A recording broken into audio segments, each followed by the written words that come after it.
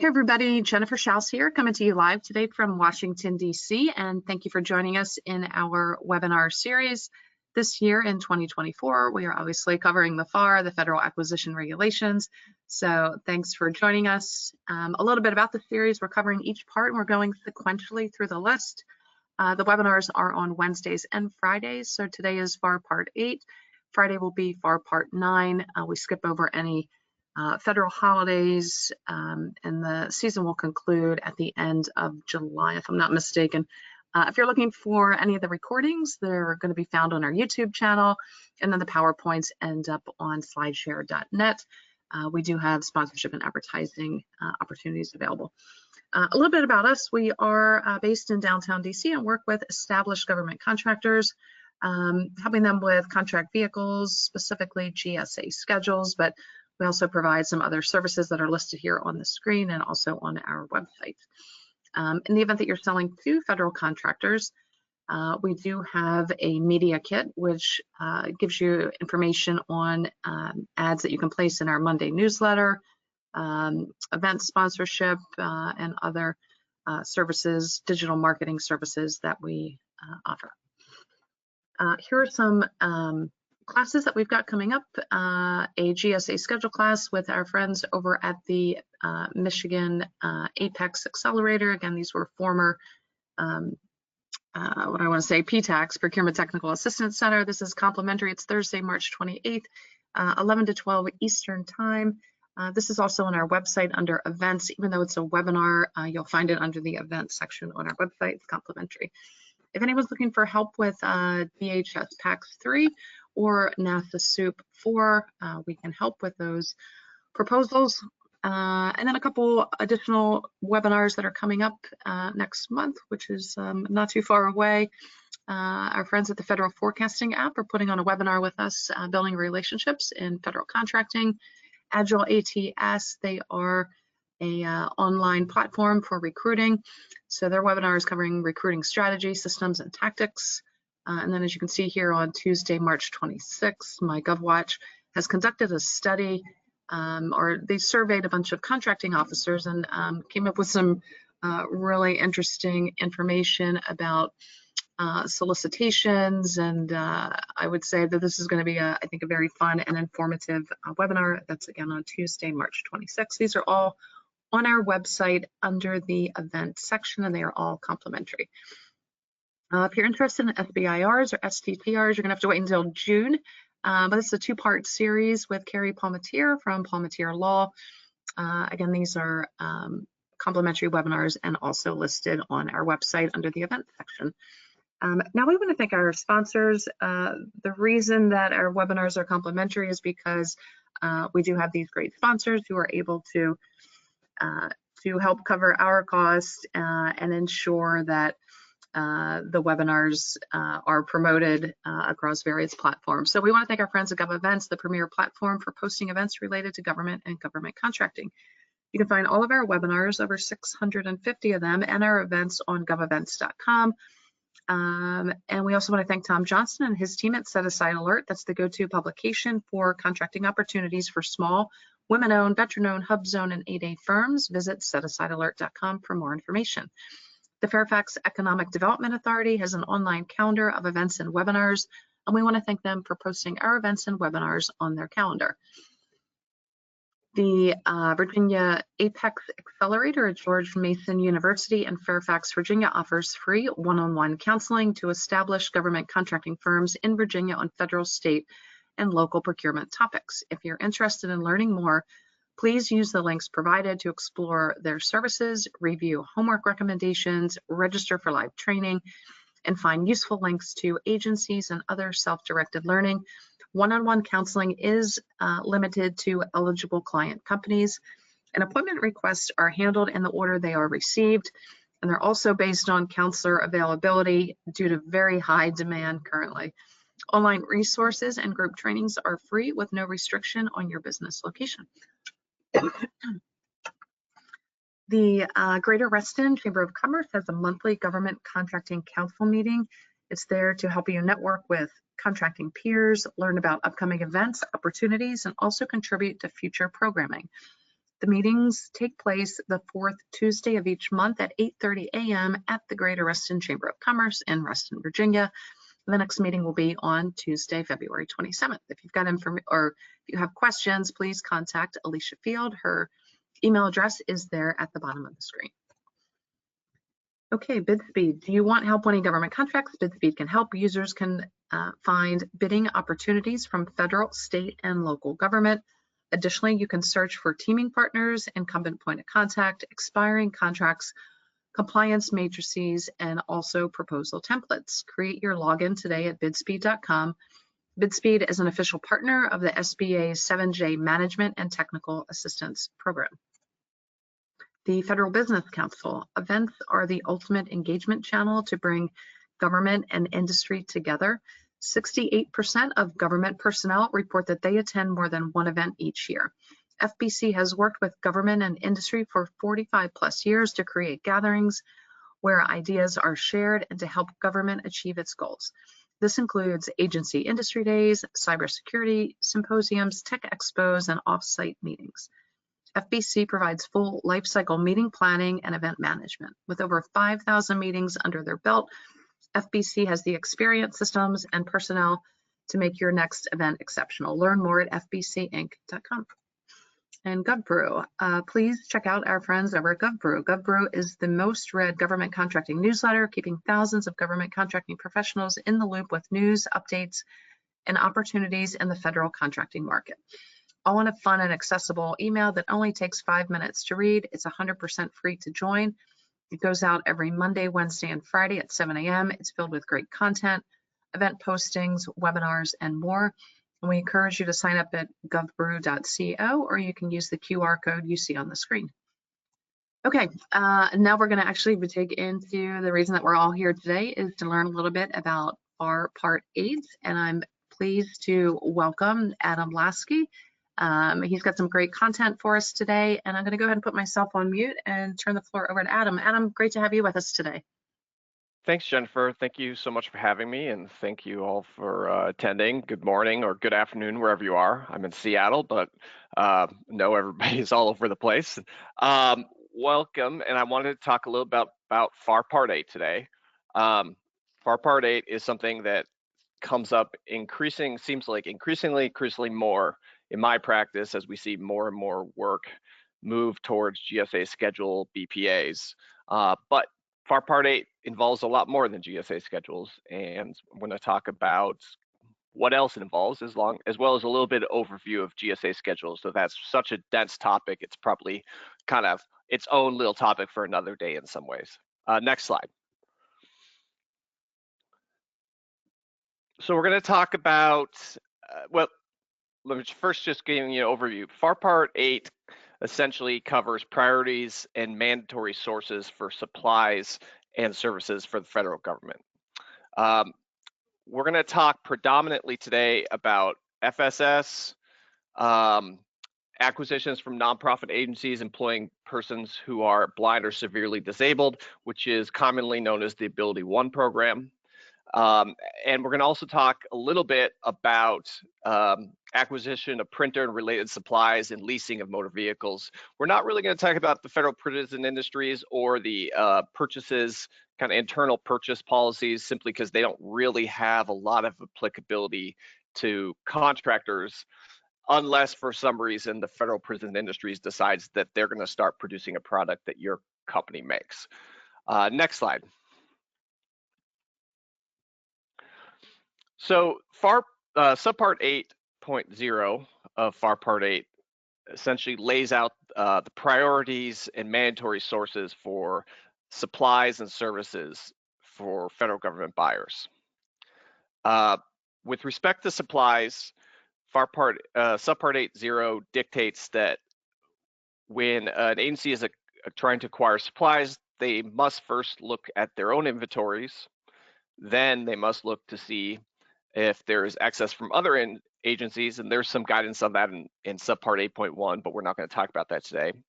And then their third mandatory source in line is federal prison industries,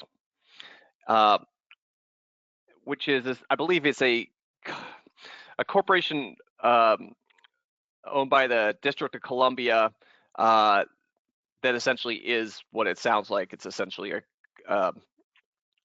for prisoners to make products that the government buys and provides training and education to prisoners. Again, we're not going to really talk about that one beyond that. Then the next on the list of priorities is the Ability One program. And then there's some statutory requirements for GSA, stock programs, DLA, VA, military inventory control points, stuff like that, which is not actually not really discussed any further in subpart or in FAR Part 8. For services, the only mandatory source is the Ability One program. There are other recommended sources for services, such as Federal Prison Industries, but Federal Prison Industries is below the priority and not a mandatory source for services.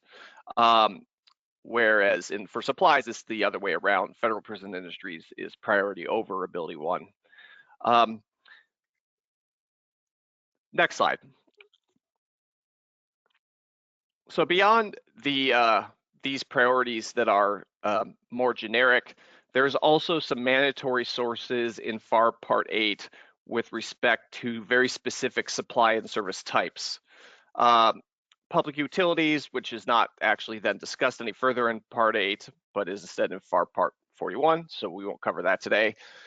Printer and related supplies, leased motor vehicles, and strategic stockpiles. We're going to talk briefly about the printer related supplies and leased motor vehicles, just simply because those have actually come under some protests and disputes over the years. Next slide, please.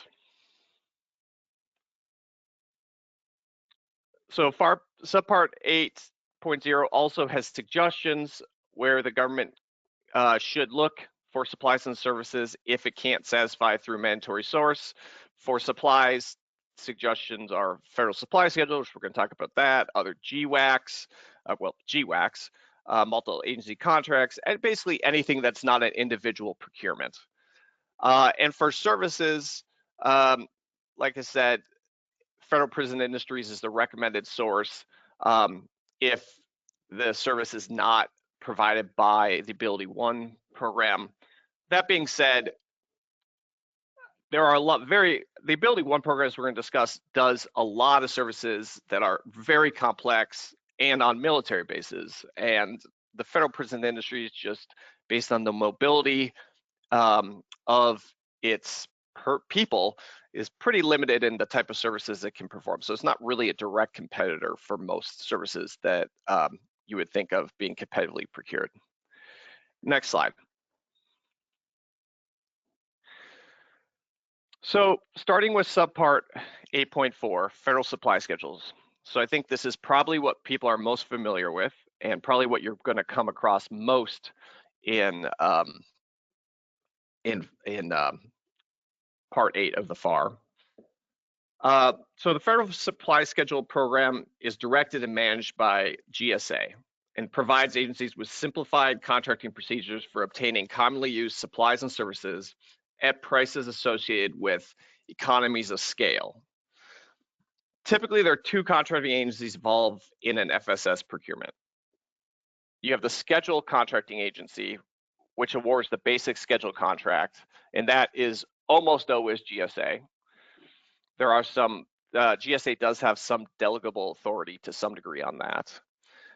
And then the second is the contracting agency that actually buys, places an order off the schedule.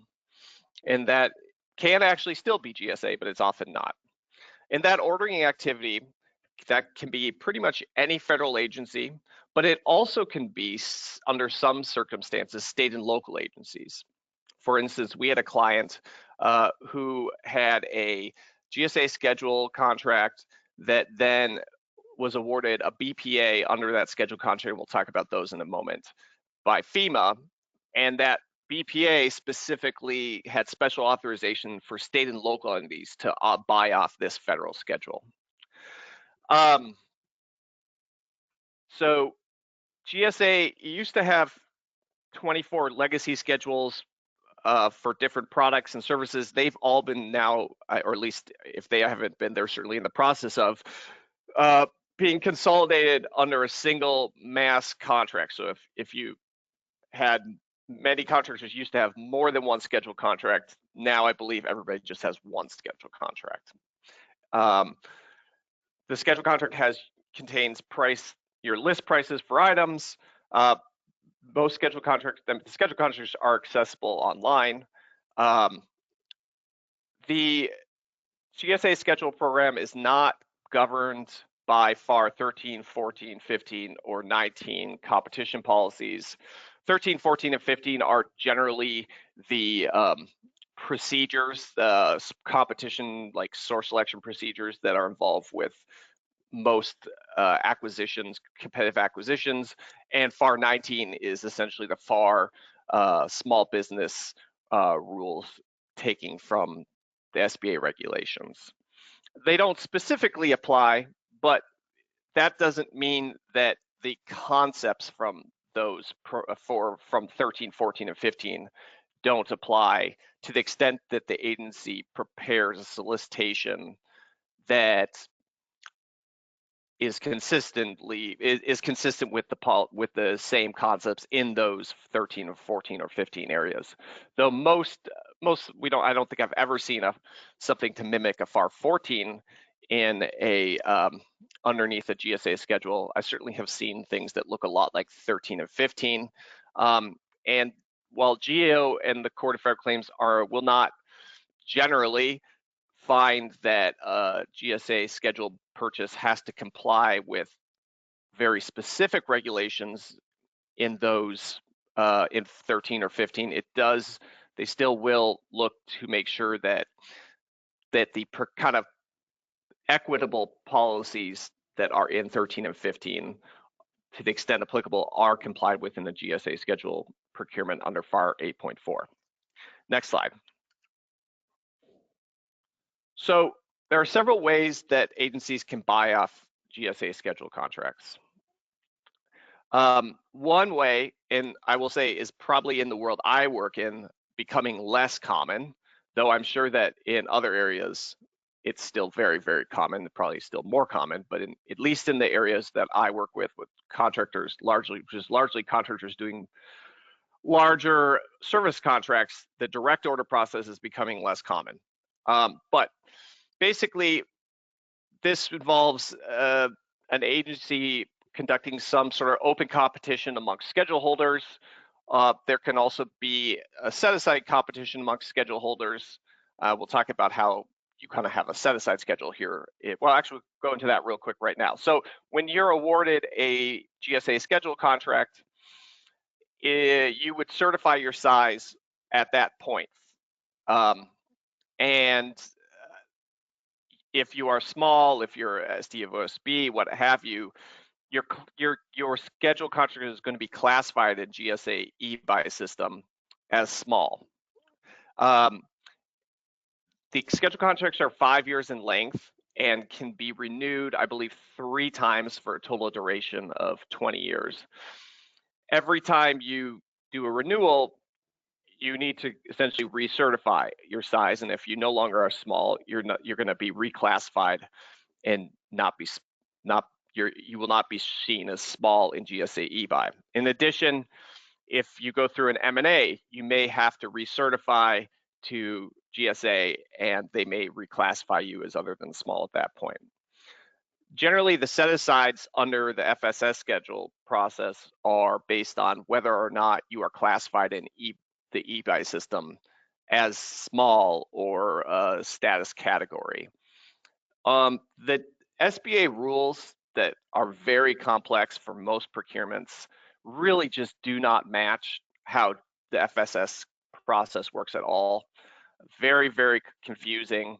We'll talk about later, there's really very little ability to file size protests on these things, and so we don't get a lot of analysis by the SBA office, SBA OHA on how these are really supposed to apply to GSA schedules. So, but anyways, it's somewhat of an amorphous system. Essentially, whether you qualify for these set-asides is generally based on whether you are listed in eBuy under that category or not as small. There's also some sole source ability under GSA schedule based on certain competitive thresholds and market research. So what we see more and more nowadays are these BPAs that are issued underneath GSA scheduled contracts. And so what happens is that a procuring agency will want to create some sort of IDIQ vehicle, and they will essentially open a competition not for an order, but rather for a BPA. And many of these are multiple award BPAs, some are single award BPAs.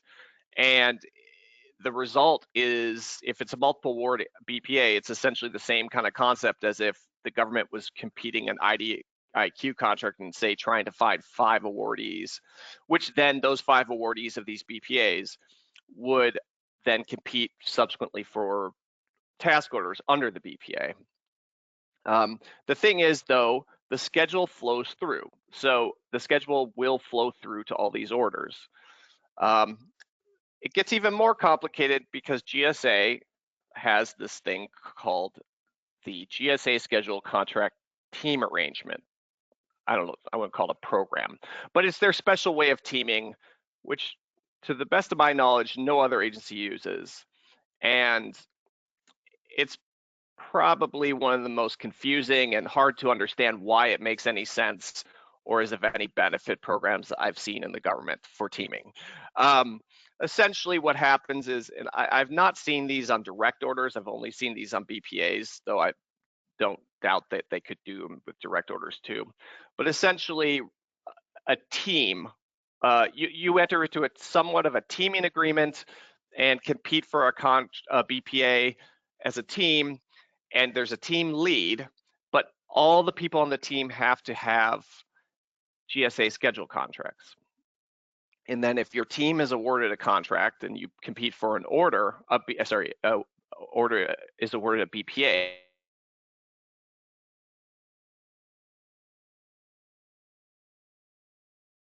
and you compete for an order, and you're awarded an order, then as the government becomes in direct privity with not just the team lead, but everybody else who's performing on that order, who has a GSA schedule contract.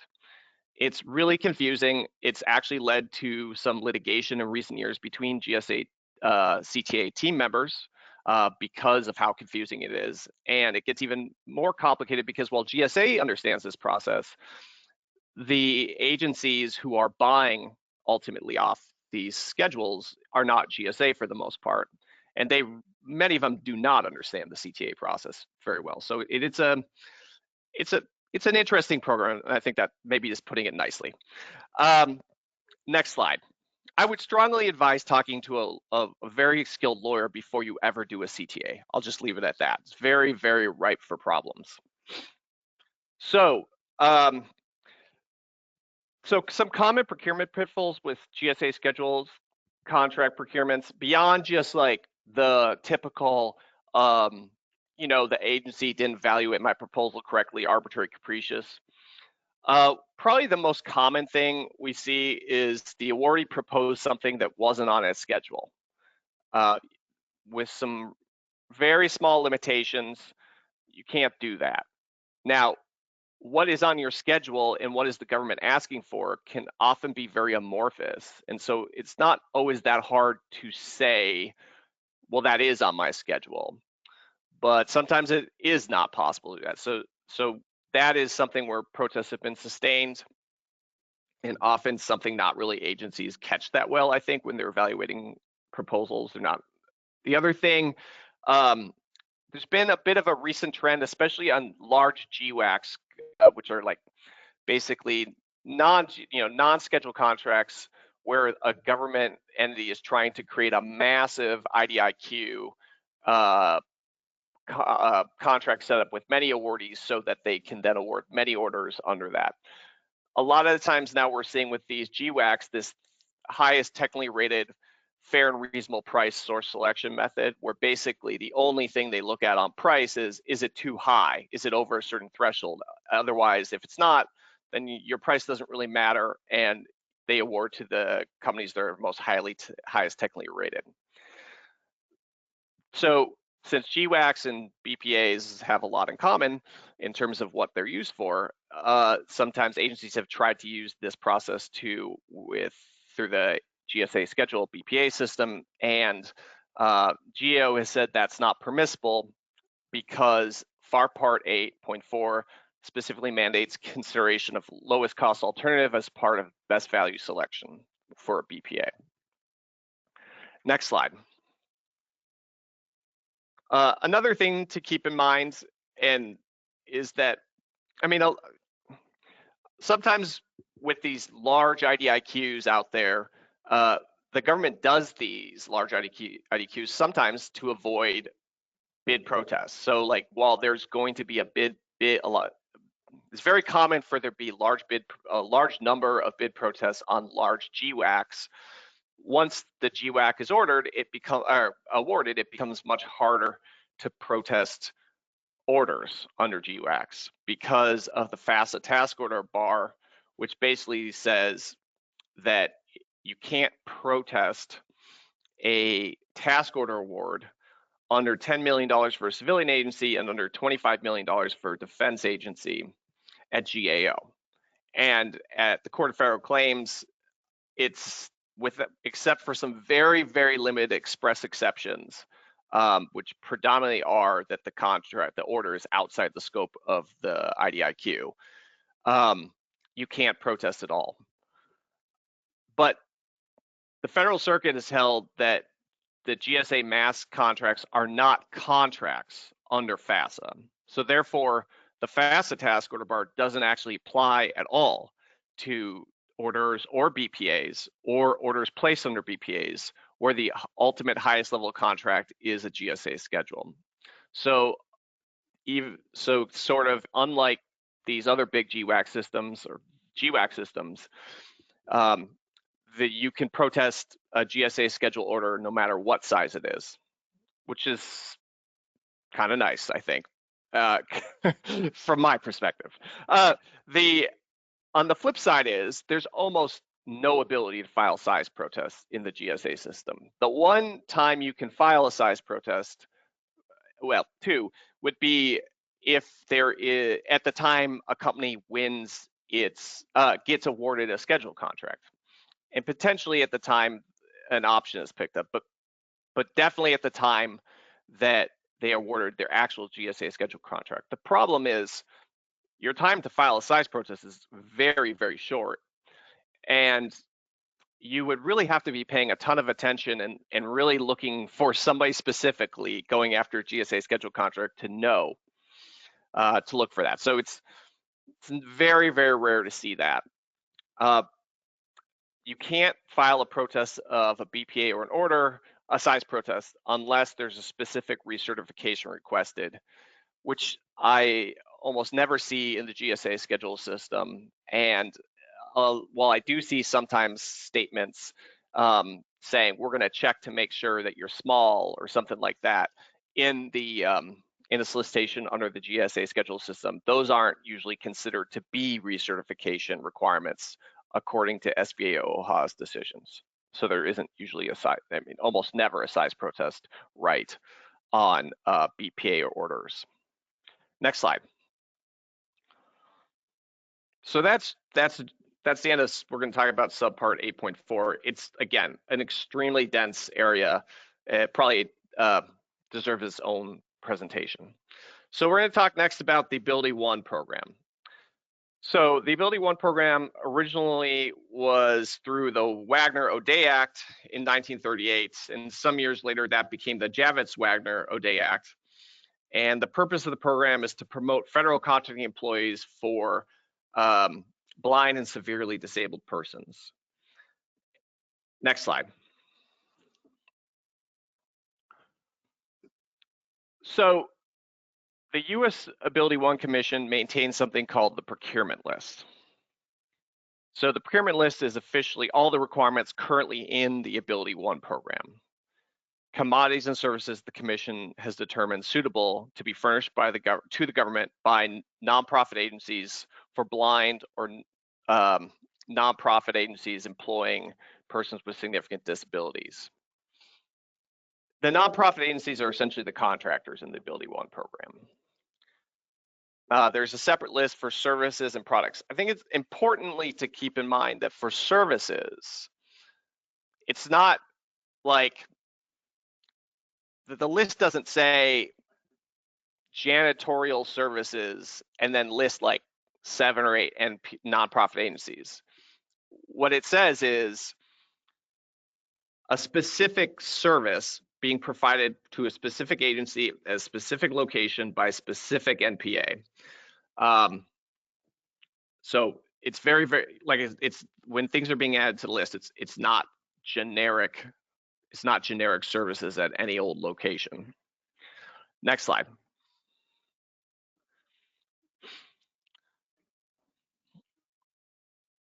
So the government, I would say, has a bit of a love-hate relationship with the AbilityOne program in the somewhat of the same way that they have a love-hate relationship with the 8A program.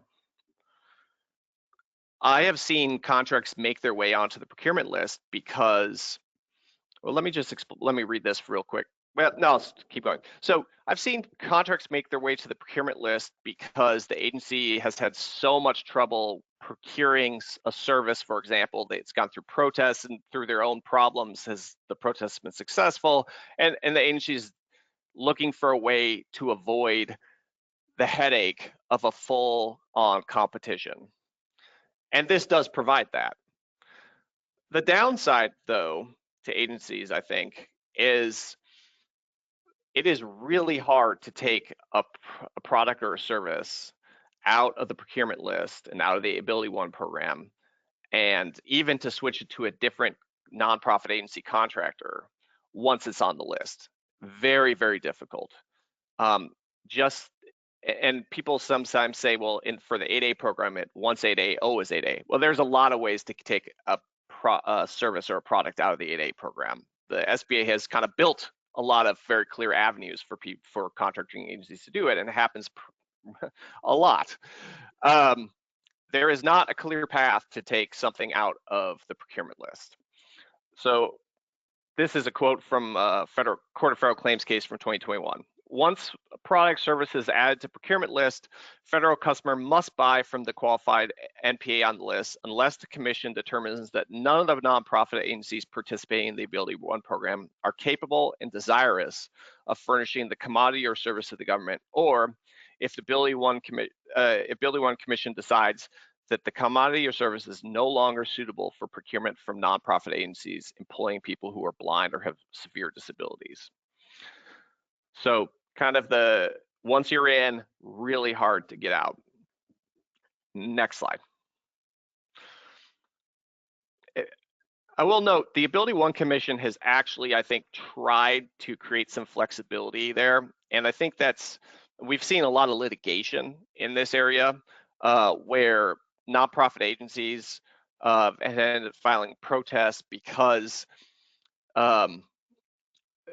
contracting agencies are trying to remove things from the procurement list, or in other circumstances, they're trying to essentially create competition between AbilityOne and non-AbilityOne, or unlawful competition within the AbilityOne program. And I think the interesting thing is in a lot of these situations, the AbilityOne Commission actually will back the government agency in these disputes and not the nonprofit agency. And my suspicion is that the AbilityOne Commission realizes that sometimes to protect the program, you may have to kind of keep your customers, which are the federal agencies, happy and willing to participate in the program. We see the same kind of thing through SBA sometimes. Sometimes SBA, especially with the schedules, like SBA would love to make their rules direct on size protests and size certifications more applicable to the GSA schedule program, but because they've had so much pushback over the years, they haven't done it. And I think that sort of it's like, well, we'd like to do it, but we recognize that we need buy-in from the federal agencies to keep these programs alive. And I think that that's maybe why the AbilityOne Commission seems to sometimes take the side of the federal customers over their own nonprofit agencies sometimes. So these are just a few examples of some recent protests that were successful challenging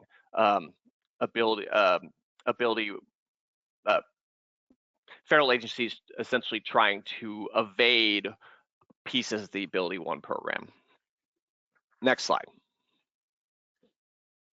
So just real quick, the process for how this works, and I did not create this graphic here, but I believe this is from the AbilityOne program itself. AbilityOne Commission created that graphic. So basically the AbilityOne Commission, below them sits two central nonprofit agencies, National Industries for the Blind and Source America.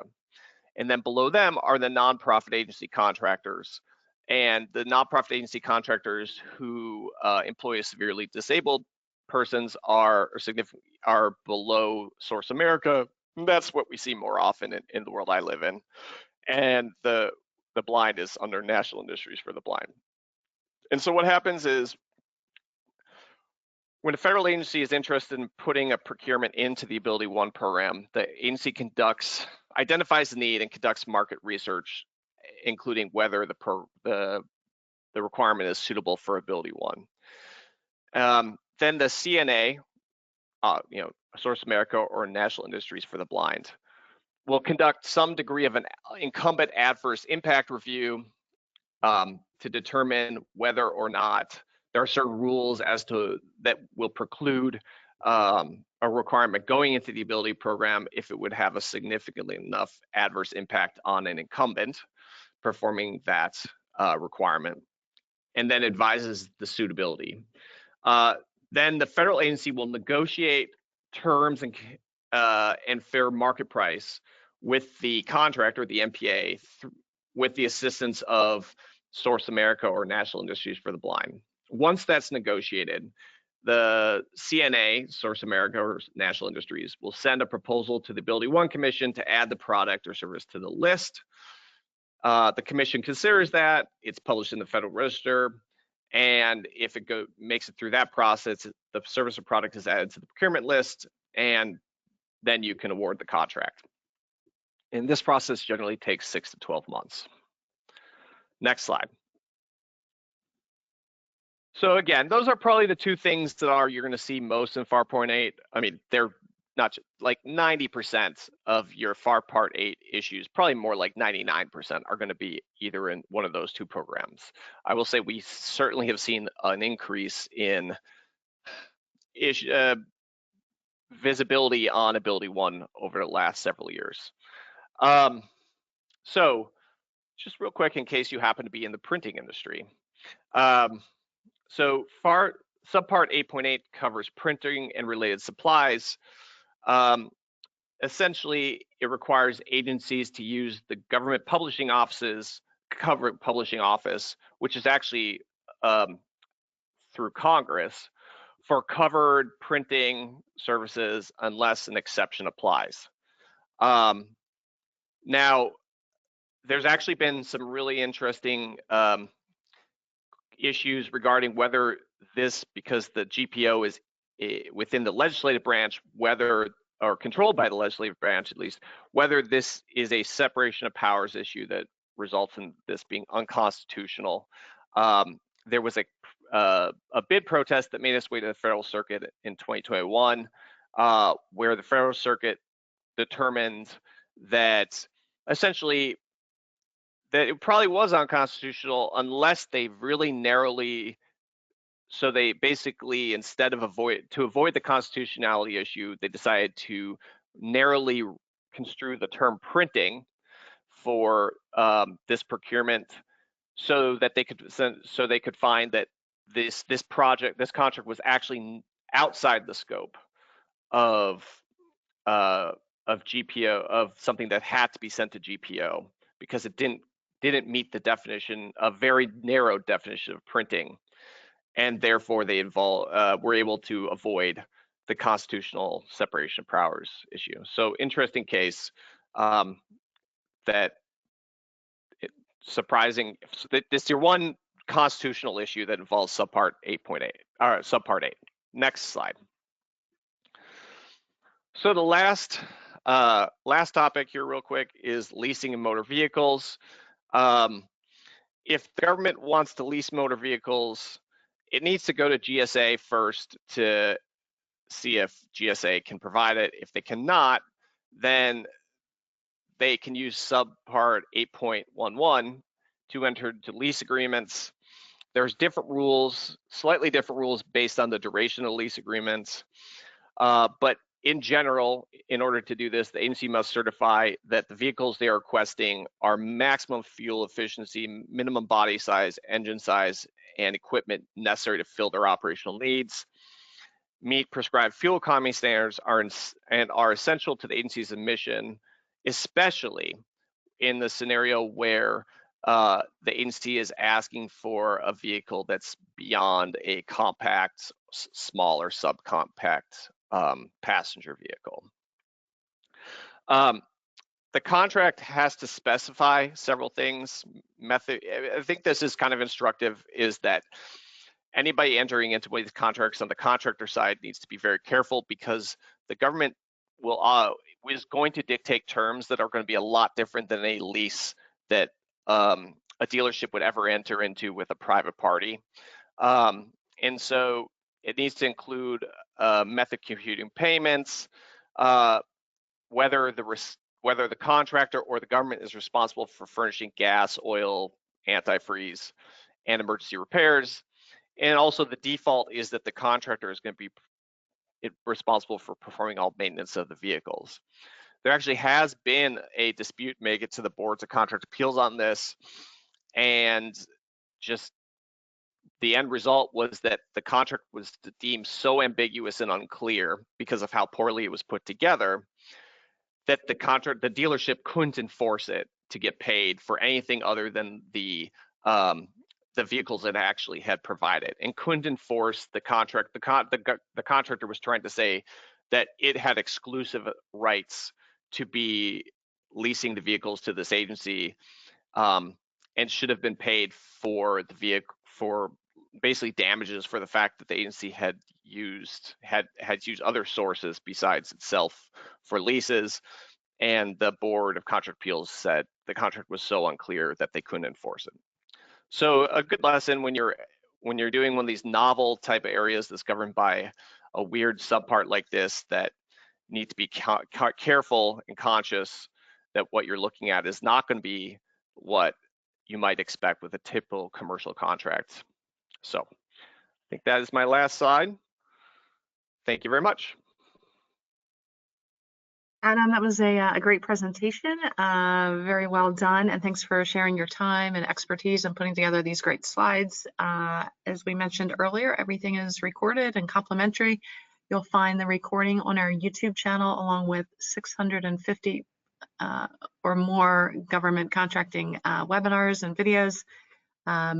We did cover the FAR in 2020, so you can, if you're interested in looking at kind of a dated version, keep in mind that a lot of these regs have changed over the years, but again, we are going sequentially. So on Friday of this week, we're going to cover FAR Part 9. Next week will be 10 and 11, and we'll continue through the end of July. If you guys have questions about any of the content today, please reach out to Adam Laskley directly. You've got his email there. He's also on LinkedIn, I believe. And again, thanks everybody for joining us, and we hope to see you on Friday for FAR Part 9. Thanks, Adam.